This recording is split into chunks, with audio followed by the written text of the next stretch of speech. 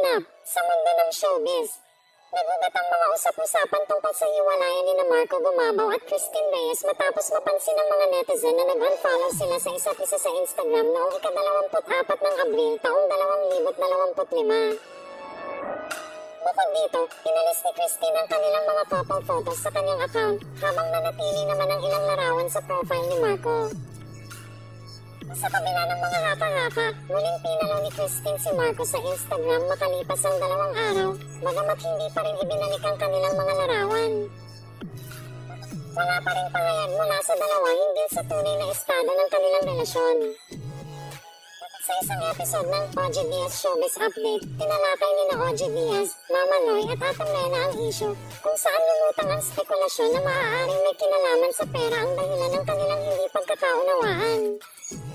Lumalabas, pupunta ko si Christine ang pumagastos na si Marco ay walang work, kung si Christine. Ako personally, hindi naman ako naniniwala. Oo, tsaka dyan kayo si Marco, di ba? Oo. Minsan sa nakakasama natin siya, so I think naman.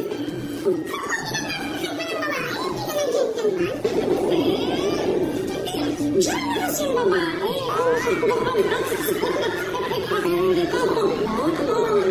Ngayon pa man, walang opisyal na konfirmasyon mula sa kampo ni Marco at Christine ukol dito.